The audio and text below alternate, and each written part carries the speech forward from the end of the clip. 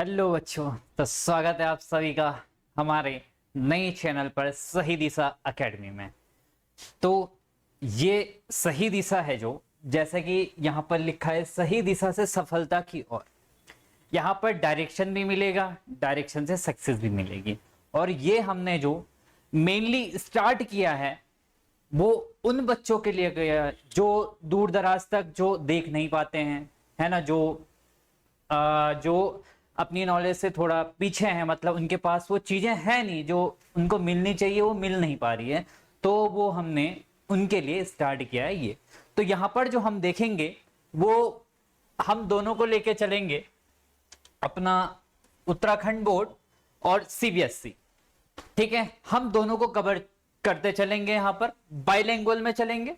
ठीक है ना, यूके और सीबीएसई हम क्या है यहां पर दोनों को कवर करेंगे। और एक बात और, बाइलिंगुअल आजकल बच्चों को क्या प्रॉब्लम आती है, वो इंग्लिश में तो पढ़ लेते हैं पर कहीं कहीं पे कुछ ऐसे वर्ड होते हैं जो हिंदी में ही समझ आते हैं, है ना। क्योंकि हमारी जो मातृभाषा है तो हिंदी है, तो हमारा जो मेन है ओरिजिन है वो तो वही से समझ में आएगा, उसी लैंग्वेज से समझ में आएगा।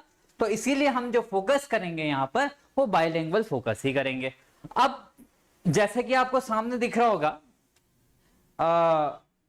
फिजिक्स, मैं यहाँ पे आपको फिजिक्स पढ़ाएंगे, मैथ्स की भी बन गई होगी, है ना, सोशल साइंस।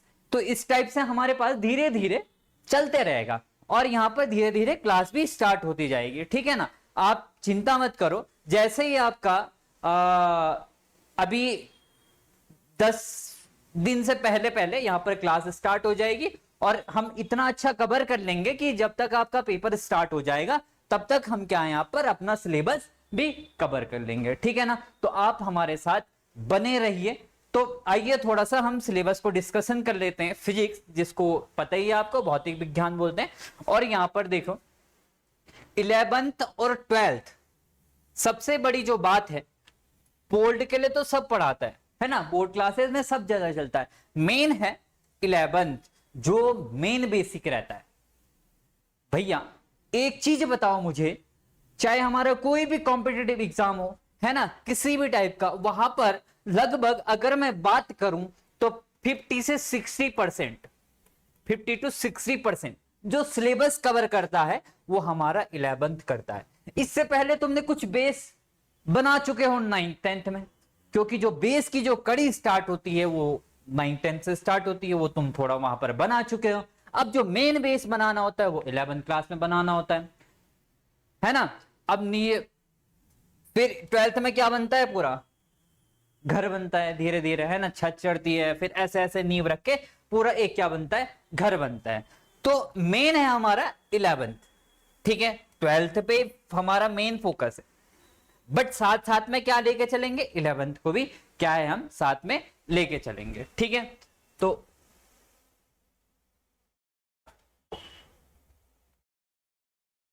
आइए देखते हैं नेक्स्ट को।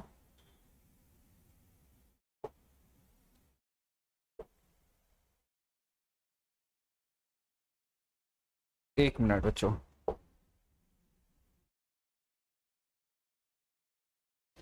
चलो।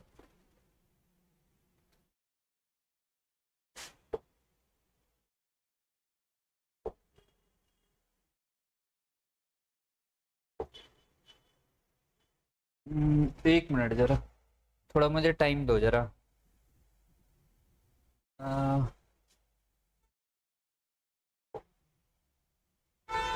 चलो आइए, तो यहां पे देखो, पहले हमारे पास जो सिलेबस है वो है क्लास 11th फिजिक्स का। ठीक है, क्लास 11th फिजिक्स का आप चिंता मत करो, मैं आपको यहां पर दोनों में समझा के दूंगा, हिंदी में भी और इंग्लिश में भी। बल्कि मैंने यहाँ पर इंग्लिश में लिखा है तो मैं यहाँ पर हिंदी में लिख के दूंगा, मैं समझाते चलूंगा धीरे धीरे, कोशिश करूंगा पूरी कि यहाँ पर मैं बाइलिंगुअल में चलूं। इंग्लिश तो चले गई बट साथ साथ में हमारे पास हिंदी भी हम क्या है पूरी चलाएंगे। ठीक है ना, तो 11th का जो फर्स्ट चैप्टर आता है वो आता है unit and measurement, cover SI unit, है ना। यहां पर लिखा भी है, यहां पर हम एसआई यूनिट कवर करेंगे। अब एसआई यूनिट क्या होता है भाई, है ना, ये सब चीज की एसआई यूनिट को कब कब लाया गया था, तो वो भी हम क्या है यहीं पर देखेंगे। तो अगर हम हिंदी में बात करें तो हिंदी में इसको बोलते हैं मात्रक, एक मिनट, मात्रक और मापन, है ना। मात्रक और मापन क्या बोलते हैं इसको, हिंदी में बोलते हैं। तो यहां पर मेन बात आती है यहां पर डायमेंशनल एनालिसिस, जो बच्चों को सबसे ज्यादा प्रॉब्लम आती है डायमेंशनल एनालिसिस में। याद करो क्या निकालते हैं हम, अभी तो लगभग स्कूल में सिलेबस स्टार्ट हो गया, तो हम क्या निकालते हैं बच्चों, MLT, है ना। याद करो, तो कुछ हमारे पास फंडामेंटल यूनिट रखी है, जो 7 फंडामेंटल यूनिट रखी है ना। M हो गया हमारे पास मास, क्या बोलते हैं, मास, जिसको हम क्या बोलते हैं, द्रव्यमान, क्या बोलते हैं इसको, द्रव्यमान, ठीक है। फिर आता है L, L से क्या बना है, लेंथ यानी लंबाई, T से बना है टाइम। तो इन्हीं से हम क्या निकालते हैं, डायमेंशन निकालते हैं। तो इस टाइप से हमारे पास क्या रखी है, 7 फंडामेंटल यूनिट रखी है, यानी 7 क्या रखी है हमारे पास, भौतिक राशियां रखी है, मूल भौतिक राशि, क्या बोलेंगे, मूल भौतिक राशि रखी है हमारे पास 7। उनकी हम इकाई भी पढ़ेंगे यानी यूनिट पढ़ेंगे। फिर वहां पर स्क्रू गॉज आता है ना, कि छोटे जो पार्टिकल्स होते हैं, चाहे वो हमारा ये जो सर के बाल है, इनकी जो लेंथ होती है वो कैसे हम निकाल सकते हैं। तो इस टाइप से हम क्या है, उसमें कुछ क्वेश्चन भी न्यूमेरिकल भी अच्छे न्यूमेरिकल आते हैं उसमें, तो वो भी हम यहां पर सोल्व करेंगे। सेकेंड जो चैप्टर है वो है motion in a straight line, ठीक है, motion in a straight line. अब याद करो थोड़ा सा तुम इसका, यहां पर अगर मैं थोड़ा याद दिला तो तुम 9th क्लास में पढ़ चुके हो, जब फर्स्ट चैप्टर है हमारे पास मोशन, 9th क्लास में अगर तुमने पढ़ा होगा, फर्स्ट चैप्टर है गति, है ना। तो वहां पर मोशन इन क्या है, स्ट्रेट लाइन तो नहीं है, वहां पर खाली मोशन है, और थोड़ा थोड़ा वहां पर हर चीज के बारे में दिया गया है ना, सर्कुलर मोशन के बारे में भी दिया गया है। तो इसको बोलते हैं सरल रेखीय गति, क्या बोलते हैं इसको, सरल, एक मिनट मैं इसको और छोटा कर देता हूं जरा, तब सही लगेगा। अब ठीक है, तो इसको बोलते हैं सरल रेखीय गति, है ना, सरल रेखीय गति एंड इन अ प्लेन, ठीक है। ये कभी कभी ये दूसरा चैप्टर आ जाता है, मतलब जो एनसीईआरटी में दिया है वो दूसरा चैप्टर है, यानी मोशन इन अ प्लेन, ये अलग से चैप्टर है, मोशन इन अ प्लेन, है ना। जिसने पढ़ा होगा उसको पता होगा कि ये जो है हमारे पास ये अलग से चैप्टर है, ठीक है ना। मोशन इन अ प्लेन और motion in a straight line यानी सरल रेखीय गति, ठीक है। और इसको बोलते हैं समतल में गति, क्या बोलेंगे बच्चों, समतल में गति।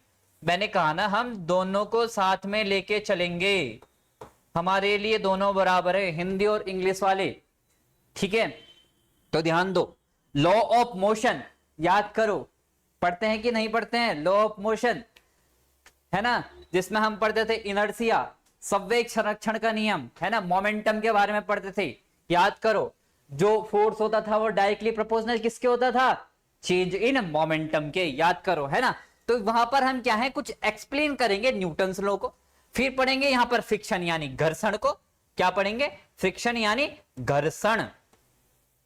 फिर सर्कुलर मोशन यानी वृत्तीय गति, समझो, वृत्तीय गति। और उससे पहले हम इस चैप्टर में पढ़ेंगे motion in the straight line, अगर यहां पर इस चैप्टर इससे पहले पढ़ेंगे हम यूनिफॉर्म सर्कुलर मोशन, क्या पढ़ेंगे, यूनिफॉर्म सर्कुलर मोशन, ठीक है। ये भी तुम 9th में पढ़ चुके हो मोशन में, बस थोड़ा सा उसका एडवांस बढ़ाना है हमें, डरना नहीं है, ठीक है ना। डरोगे तो फिर लड़ोगे कैसे, फिर आगे कैसे बढ़ोगे, है ना। इसीलिए देखो, अभी से अगर बेस बना के चलोगे तो आगे जाके कोई प्रॉब्लम नहीं होगी, साफ बात है। और अगर अभी से ही डर गए तो फिर आगे फिर नैया पार कैसे लगेगी, फिर वो आपको ही पता है ना। तो explain Newton's law friction, circular motion and momentum. Momentum को बोलते हैं बेटा संवेग, क्यों भाई, मोमेंटम को बोलते हैं संवेग, हिंदी वालों, ठीक है, संवेग बोलते हैं, याद है, P is equal to M into V, क्यों, मास इंटू वेलोसिटी। बेटा याद करो ट्रक वाला एग्जांपल, जब क्या होता है, अगर एक ट्रक हमारे पास रेस्ट में है और एक ट्रक अगर 5 किलोमीटर पर सेकंड की स्पीड से चल रहा है, तो बताओ मोमेंटम किसका ज्यादा होगा? क्यों? तो इस टाइप से हमारे पास क्या होगा, मोमेंटम के बारे में पढ़ेंगे। फिर आता है work energy and power. Work energy and power, इसको बोलते हैं कार्य, ऊर्जा और शक्ति। क्या बोलते हैं इसको? कार्य, ऊर्जा और शक्ति। ठीक है, क्या बोलेंगे इसको? ये देखो यहां पर ये है वर्क एनर्जी थ्योरम भी लेके चलेंगे, जिसको हम क्या बोलते हैं, कार्य ऊर्जा प्रमेय। क्या बोलते हैं इसको? कार्य ऊर्जा प्रमेय। कोई नहीं, इसको सही कर देंगे, ये जो दिक्कत आ रही है ना। कार्य ऊर्जा प्रमेय बोलते हैं, और इसको बोलते हैं, वर्क को बोलते हैं कार्य, एनर्जी को बोलते हैं ऊर्जा, और इसको बोलते हैं शक्ति। शक्ति को किससे डिनोट करते थे? पी से। चलो आगे आ जाओ। System of the particles and rotational motion. ठीक है, सिस्टम ऑफ पार्टिकल, पार्टिकल मतलब कण, तो इनको बोलते हैं कणों के निकाय। हिंदी में बोलेंगे कण। सिस्टम मतलब निकाय, जो वहां पर एक पूरा सिस्टम मतलब जो हमारा सराउंडिंग है, ठीक है ना, तो उसको बोलते हैं सिस्टम। तो वहां उनका है जो कण है वो पार्टिकल्स कैसे कैसे हैं, ठीक है ना। तो कणों के निकाय एवं रोटेशनल मोशन यानी घूर्णीय गति। क्या बोलोगे? घूर्णीय गति। अभी थोड़ा लिखने में थोड़ा दिक्कत, कोई नहीं, इसको नेक्स्ट टाइम से हम क्या कर देंगे, सही कर देंगे। ठीक है, दिक्कत मतलब जो पहले पढ़े होंगे मुझसे उनको पता होगा। ग्रेविटेशनल, बहुत इजी। क्या ही है ग्रेविटेशनल? बताओ, कोई चीज हमने गिरा, ये पेन मैंने था, हमने इसको नीचे फेंका, दैट इज अ ग्रेविटेशनल। तो दैट इज अ ग्रेविटेशन, है ना। तो इसको बोलते हैं गुरुत्वाकर्षण। क्या बोलते हैं इसको? गुरुत्वाकर्षण। गुरुत्वाकर्षण। Explain the Kepler's law. Kepler's law पढ़ेंगे, उसके साथ साथ यूनिवर्सल ग्रेविटेशनल एक कांस्टेंट होता है। हमारे पास दो टाइप के जी होते हैं, एक होता है स्मॉल जी और एक होता है capital G. G is equal to 9.8 metre per second and this is a square metre per second square, and G is equal to 6.67 into 10 to the power minus। ठीक है, इस टाइप से हम क्या करते हैं, G और G की वैल्यू लेके चलते हैं। ग्रेविटेशनल पोटेंशियल, गुरुत्वीय विभव। क्या बोलते हैं? गुरुत्वीय विभव। एंड एनर्जी, गुरुत्वीय विभव ऊर्जा। ठीक है ना। नेक्स्ट स्लाइड में अगर चले तो फिर ये है हमारे पास पार्ट 2 में हो जाता है, थोड़ा मैकेनिकल थ्योरी स्टार्ट हो जाती है, यानी जिनको हम यांत्रिक बोलते हैं। और यांत्रिक किससे बनता है? जब स्थिति और गति जुड़ जाए, यानी काइनेटिक और पोटेंशियल। काइनेटिक क्या होता है? जब हम क्या है, मोशन में हैं, है ना। और स्टैटिक यानी जब हम क्या है, मतलब हम अपनी पोजीशन चेंज नहीं कर रहे हैं। ठीक है, तो उसको बोलते हैं पोटेंशियल एनर्जी। तो पोटेंशियल और जब काइनेटिक साथ में मिल जाती है तब बनती है मैकेनिकल, और ये हमारे पास है मैकेनिकल। अब मैकेनिकल को अगर हम करें तो मैकेनिकल को बोलते हैं यांत्रिक। तो इसको बोलोगे ठोसों के यांत्रिक गुण। क्या बोलोगे? ठोसों के यांत्रिक गुण,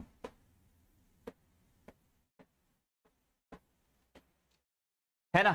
mechanical properties of the fluids. तो फिर इसको बोल देंगे सेम, द्रव्यों के या द्रवों के, चलो द्रवों लिख देते हैं, है ना।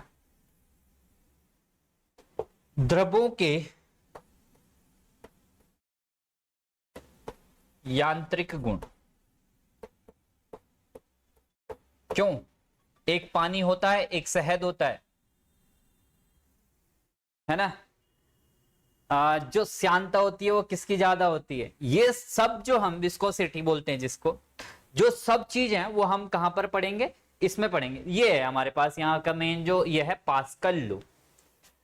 ठीक है, पास्कल लॉ था कि एक बर्तन में पानी रखा है, तो बर्तन जो पानी है वो क्या रखता है, सेम फोर्स लगाएगा चारों तरफ से, है ना, चारों डायरेक्शन में क्या लगाएगा, यहां पे देखो, ये देखो सेम क्या लगाएगा, फोर्स लगाएगा। तो ये पास्कल लॉ है। सरफेस टेंशन बोलते हैं पृष्ठीय तनाव। एंड द बर्नौलीज थ्योरम, यानी बर्नौलीज पर में यहां पर हम क्या है देखते चलेंगे। फिर है thermal properties of the matter, यानी इसको बोलते हैं द्रव्यों के ऊष्मागतिक गुण। ठीक है, क्या बोलेंगे, या तापीय गुण बोलो, हाँ।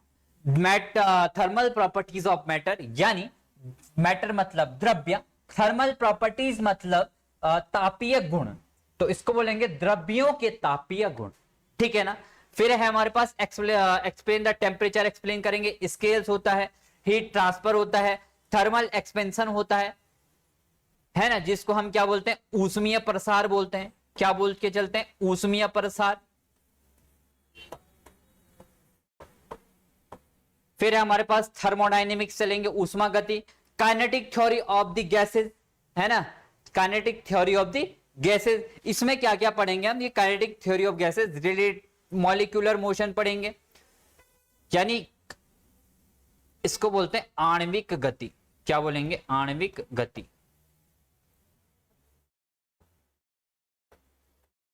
ठीक है। प्रेशर पढ़ेंगे, दाब, ताप, temperature, specific heat capacities, specific heat क्या होती है, ठीक है, विशेष ऊष्मा बोलते हैं जिसको। फिर हमारे पास oscillation and waves, oscillation and waves, अच्छा चैप्टर है ऑस्किलेशन एंड वेव्स। ठीक है, वेव्स मतलब होता है तरंग, और ऑस्किलेशन मतलब होता है दोलनीय। तो यहां पर दोलनीय गति और जो तरंगों की गति है उनके बारे में हम क्या करेंगे, स्टडीज करेंगे। Studies simple harmonic motion, wave equation पढ़ेंगे, यानी तरंग समीकरण बोलते हैं जिसको, एंड इंटरफेरेंस यानी व्यतिकरण। ठीक है, इस टाइप से हम धीरे धीरे कवर चलते रहेंगे। यहां पर अब थोड़ा धीरे इमेज बनी होगी, साथ साथ में देखते चल। तो ये था हमारे पास 11th का सिलेबस। ठीक है, 11th का सिलेबस। अब आगे अगर हम देखें, चलो फटाफट से, ज्यादा टाइम हो गया क्योंकि इंट्रोडक्शन की क्लास है तो हमें ज्यादा टाइम लेना नहीं है। अब बढ़ते हैं फटाफट से 12th की ओर। इलेक्ट्रिक चार्जेस एंड फील्ड्स बोलते हैं। इलेक्ट्रिक चार्जेस और फील्ड में हमारे पास क्या होता है, विद्युत क्षेत्र, है ना, क्या बोल देते हैं इसको, विद्युत क्षेत्र। यहां पर हम कूलाम्स लॉ पढ़ते हैं, है ना, गॉस थ्योरम्स पढ़ते हैं, इलेक्ट्रिक फ्लक्स, चुंबक या फ्लक्स पढ़ते हैं। फिर आ जाओ इलेक्ट्रोस्टैटिक पोटेंशियल, विभव पढ़ते हैं यहां पर, यानी स्थिर वैद्युतिक विभव। क्या बोलेंगे, स्थिर वैद्युत, ये जो लिख रहा है इसको हम सही कर देंगे, ठीक है ना, स्थिर वैद्युत विभव। ठीक है। कैपेसिटेंस यानी धारिता, जो ऊर्जा क्या है, अपने पास कुछ ऊर्जा क्या है बचा के रखती है। फिर है करंट इलेक्ट्रिसिटी, यानी धारा बोलते हैं जिसको। इलेक्ट्रिसिटी का मतलब तो पता ही होगा, है ना। यहां पर हम Ohm's law, Kirchhoff's law, electric circuit, electrical circuit याद करो तुम, क्या इलेक्ट्रिसिटी 10th क्लास में चैप्टर था। तो यहां पर हम क्या इलेक्ट्रिक सर्किट बना देते हैं पूरा। ओम्स लॉ पढ़ते हैं यहां पर, V equal to I into R, याद करो क्यों, V equal to I into R. Graph कैसे बनता था, स्ट्रेट लाइन बनता था। Moving the charges and the magnetism, यहां पर हम क्या पढ़ेंगे, चुंबकीय आवेश के बारे में पढ़ेंगे। ठीक है, चुंबकीय आवेशों की, चुंबकीय एवं आवेशीय गति, क्या पढ़ेंगे, चुंबकीय एवं आवेशीय गति पढ़ेंगे। मैग्नेटिज्म एंड मैटर, यहां पर द्रव्य एवं चुंबकीय, क्या पढ़ेंगे, द्रव्य एवं चुंबकीय। अब द्रव्य यानी पदार्थ, जो भी हमारे पास है, चाहे वो ठोस है, चाहे वो हमारे पास गैस है, चाहे वो हमारे पास लिक्विड है, सब द्रव्य में इंक्लूड हो जाता है। एवं पदार्थ यानी मैटर, ये सब हम यहां पर देखेंगे 5th चैप्टर में। Magnetic dipole moment, earth magnetism, magnetic properties of material, electro, फिर 6 है इलेक्ट्रोमैग्नेटिक इंडक्शन, जिसको हम बोलते हैं वैद्युत चुंबकीय प्रेरण। क्या बोलेंगे, वैद्युत चुंबकीय प्रेरण। चलो सही से लिखता हूं, वैद्युत, थोड़ा सा ये मोटा लिख रहा है, वैद्युत चुंबकीय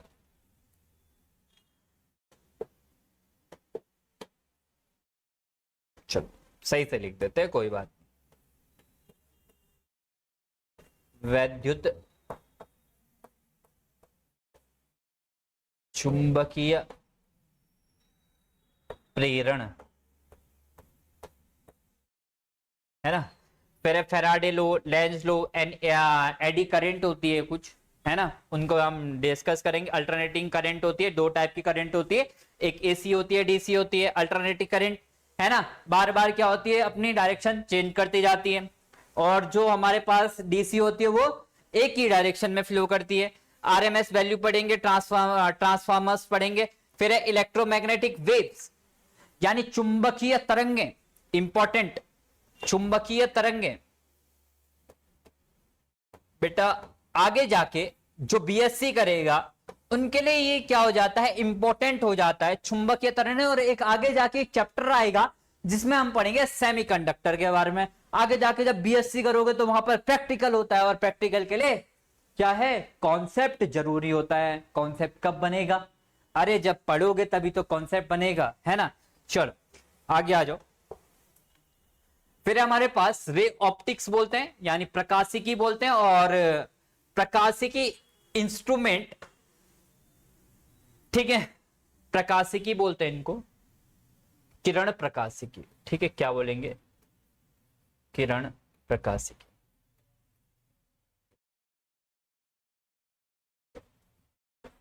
किरण प्रकाशिकी और ऑप्टिकल इंस्ट्रूमेंट, ठीक है, और उनके इंस्ट्रूमेंट। रिफ्लेक्शन पढ़ेंगे, यानी परावर्तन, फिर अपवर्तन, लेंसेज, ये सब पढ़ेंगे यहां पर। वेव ऑप्टिक्स होती है हमारे पास, जिसको बोलते हैं तरंग प्रकाशिकी, ठीक है।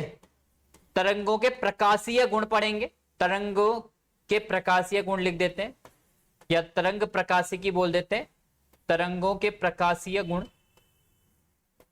है ना। फिर यहाँ पे हाइगेन्स प्रिंसिपल, व्यतिकरण हो गया, यंग्स डबल हो गया, है ना। फिर हो गया डिफ्रैक्शन, ठीक है। फिर आ जाओ dual nature of the radiation and matter, क्या बोलते हैं, dual nature of radiation and matter, यानी द्रव्यों का क्या होता है, द्वैत गुण बोलेंगे। क्या बोलेंगे, द्वैत गुण, द्रव्यों के द्वैत गुण, ठीक है। फिर हमारे पास photoelectric effect and the de Broglie wavelength. फिर एटम्स के बारे में पढ़ेंगे, यहाँ पर 12 चैप्टर में एटम्स के बारे में पढ़ेंगे। बोर मॉडल हो गया ऑफ द हाइड्रोजन एटम्स के इंपॉर्टेंट बन जाता है ना। हाइड्रोजन की कक्षा निकालते हैं यहाँ पर, ठीक है। कुछ इस टाइप से हम यहाँ पर देखेंगे, जब सिलेबस करेंगे तो और अच्छे से डीपली में जाएंगे। न्यूक्लियो हो गया, नाभिक, पता ही है नाभिक की खोज रदरफोर्ड जी ने की थी, ठीक है। कैसे की थी, जब अल्फा पार्टिकल टकराए थे सोने की पन्नी पर। सेमीकंडक्टर इलेक्ट्रॉनिक्स, जिसकी बात मैं कर रहा था, अर्धचालक,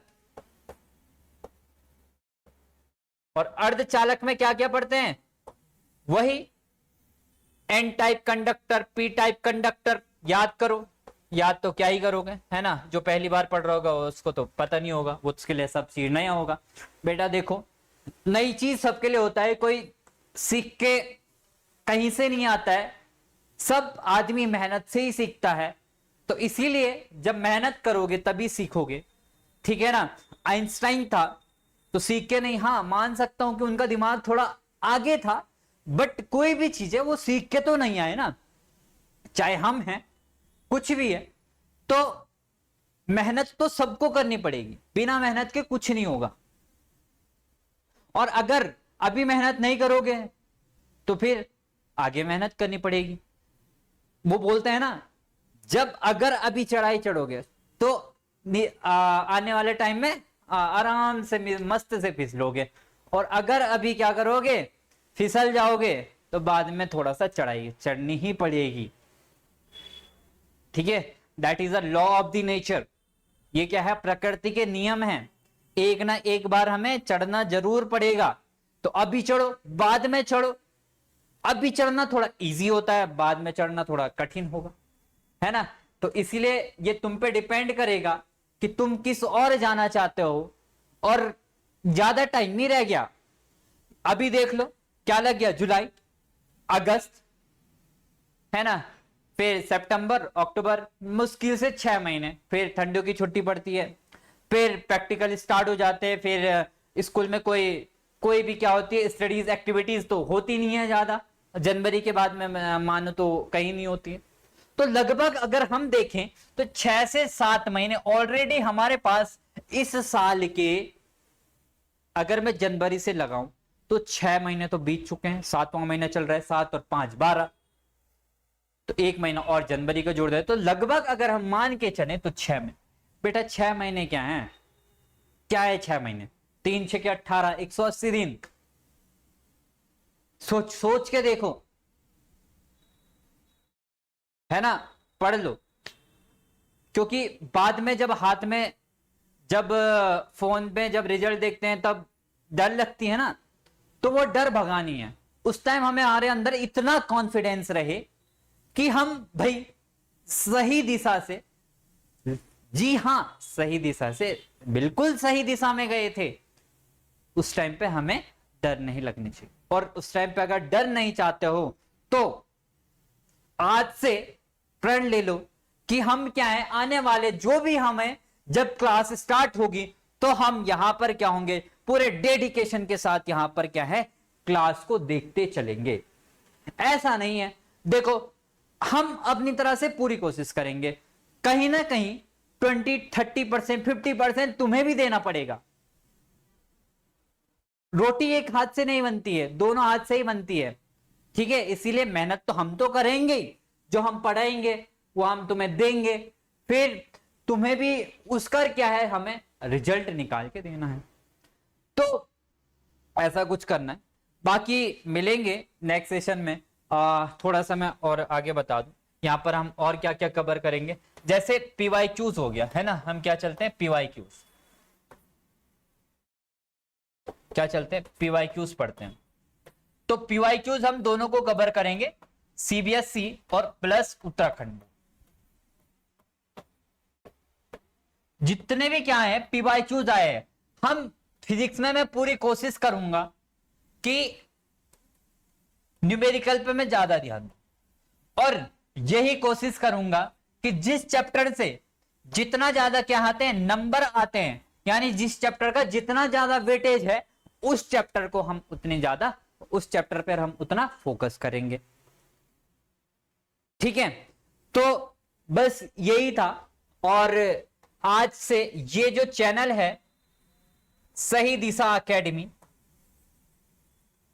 ये चैनल क्या है, अपने दिल और दिमाग में बिठा लो, है ना, क्योंकि आने वाले जो 6 और 7 महीने होंगे उसमें हम क्या है, बवाल मचा देंगे, ठीक है ना। देखते हैं कि जो हिंदी मीडियम वाले भी हैं, मैं उनसे यही कहता हूं कि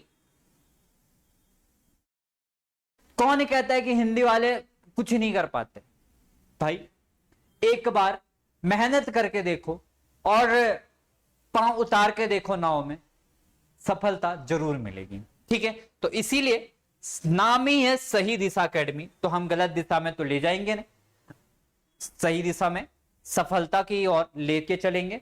तो आज के वीडियो तक इतना ही था, और आप लोगों से यही रिक्वेस्ट करूंगा कि आने वाले जो भी समय में क्लासेस स्टार्ट होगी तो आप पूरे डेडिकेशन के साथ क्या यहां पर क्लास देखना, ठीक है। तो इसी के साथ सभी भाइयों को राम राम, और मिलते हैं हमारे नेक्स्ट सेशन में, जब भी क्या होगी, नेक्स्ट क्लास स्टार्ट होगी। तब तक के लिए सभी को जय हिंद जय भारत।